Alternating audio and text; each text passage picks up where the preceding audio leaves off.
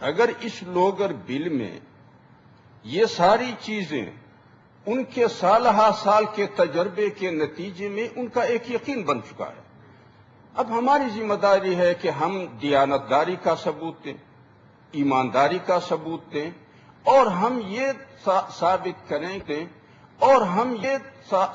کریں کہ ہم ایک اچھے ہمسائے ہیں۔ پیغمبر صلی اللہ علیہ وسلم فرماتے ہیں واللہ لا يدخل الجنہ، 3 دفعہ نبی صلی اللہ علیہ وسلم فرماتے ہیں کہ خدا کی قسم جنت نہیں جائے گا وہ شخص جس کے ضرر سے اس کا ہمسایہ محفوظ نہ ہو۔ تو اگر ان کا ایک تجربے کی بنیاد پہ ایک ذہن بن چکا ہے تو پھر ہم قانون بنانے کا حق ہر ملک کا اپنا ہے، البتہ اگر اس قانون کے مطابق ہم اس سے معاونت نہیں لیتے ہیں یا لیتے ہیں، یہ اختیار ہمارا ہے۔ آپ اس پہ تو بحث کریں کہ جب یہ قانون بن جائے اور ہم سمجھتے ہیں کہ ہم اپنے ملک کو خود چلانے کی صلاحیت رکھتے ہیں، تو پھر آپ فیصلہ کریں کہ اس شرائط کے مطابق ہم نے کسی قسم کا تعاون کسی سے بھی نہیں لینا۔ اور نبی صلی اللہ علیہ وسلم نے ایک دفعہ اپنے ساتھیوں سے فرمایا کہ ایک زمانہ تم پہ ایسے آئے گا کہ لوگ تمہیں سرید کا تال سمجھ کے، یہ حاجی صاحب کو چیئرمین صاحب آپ کچھ ہدایت نہیں فرما سکیں گے؟ حاجی صاحب کو کتنی ہدایت کروں میں؟ اللہ ہی ہدایت کرے گا۔ تو نبی صلی اللہ علیہ وسلم، اس لیے میں ان کا لحاظ رکھتا ہوں، نبی صلی اللہ علیہ وسلم فرماتے ہیں کہ ایک زمانہ تم پہ آئے گا کہ لوگ تمہیں سرید کا تال سمجھ کے ہاتھ بڑھائیں گے، اور جب صحابہ کرام نے پوچھا کہ ہم توڑے ہوں گے تو فرمانے لگے کہ نہیں، تم میں 2 اخلاقی بیماریاں نمودار ہو جائیں گی، دنیا سے تمہیں محبت ہو جائے گا اور موت کا ڈر تم پہ غالب آئے گا۔ دنیا کی محبت کی وجہ سے تم لالچی بن جاؤ گے، اور موت کے ڈر کے باعث تم بزدل بن جاؤ گے، اور لالچی اور بزدل قوم کبھی بھی برابری کے ساتھ میں کھڑی نہیں ہو سکتی۔ اب آپ کو پتا ہے کہ سر جنگ میں ہمارا کچھ بھی نہیں تھا، لیکن ہم کرائے پہ استعمال ہوئے، گویا کہ پاکستان بین الاقوامی ایک چوک ہے جہاں پہ مزدور انتظار میں بیٹھے ہیں کہ کوئی آئے اور ہمیں کرائے پہ لے۔ اگر مولوی ہیں تو وہ فتوے کے لیے کرائے پہ تیار بیٹھے ہوئے ہیں، اگر سیاسی لیڈر ہے تو قوم کو بیوقوف بنانے کے لیے کرائے کے لیے بیٹھے ہوئے ہیں، اور اگر فوجی جرنیل ہے تو فوج کو کرائے پہ استعمال کرنے کے لیے تیار بیٹھے ہیں، اور اسی طرح کرائے کے قاتل مل جاتے ہیں۔ تو میں سمجھتا ہوں کہ اس ملک کو اور اس قوم کو کرائے کا اور اس ملک کو کرائے والوں کے چوک کس نے بنایا ہے؟ اب وہ کہتے ہیں کہ جتنے بھی دہشت گرد ہیں ٹائم کا ذرا خیال رکھ لیجیے، یا شدت پسند ہیں، 2 منٹ اور بس، آئندہ دن کے لیے بھی تو رول سسپینڈ ہوں گے جناب۔ جی نہیں 2 منٹ، بہت سارے کیا کہتے ہیں لوگوں نے تقاریر کی،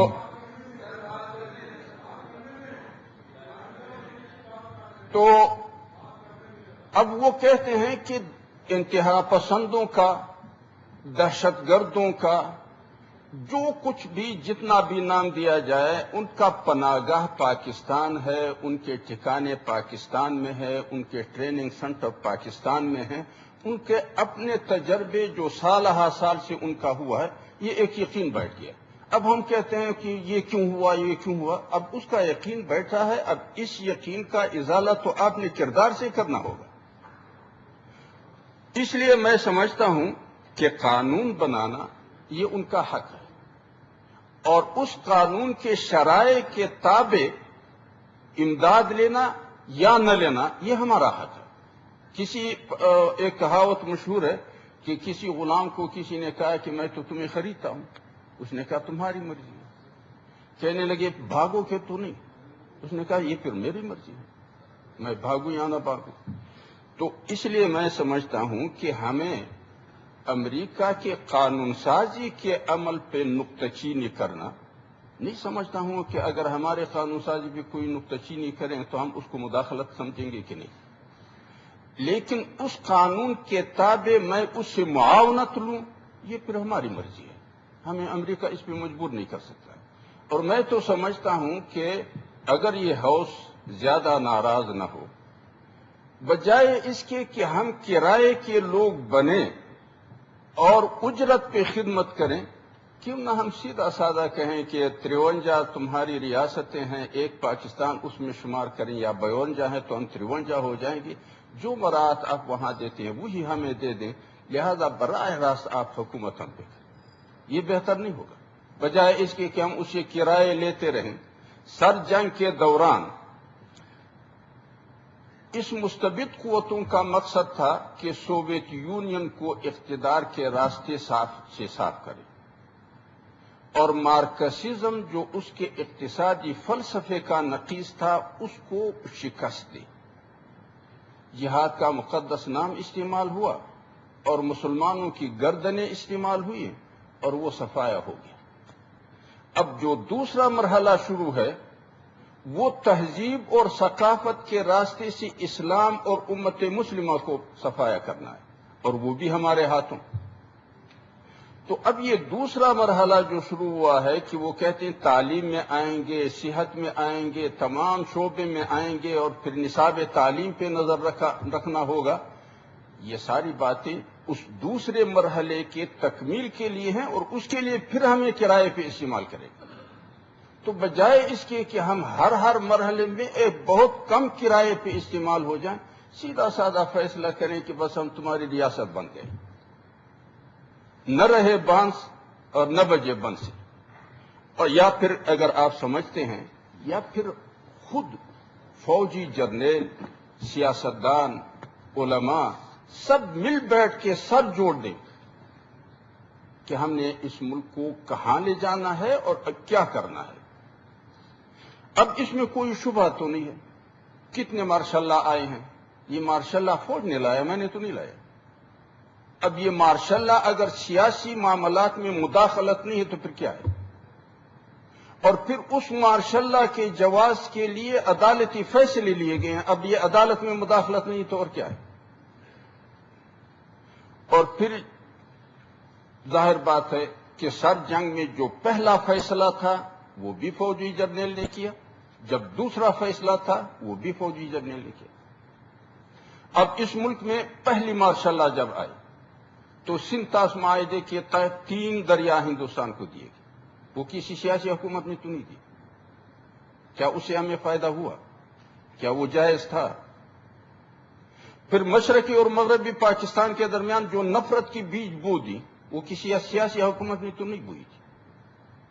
پھر تھر اور بلوچستان میں جو علاقے میلوں کے فاصلے پہ ہمسایہ ممالک کو حوالے کیے گئے وہ کسی سیاسی حکومت نے تو نہیں کیے تھے، وہ فوجی ہی حکومت تھی۔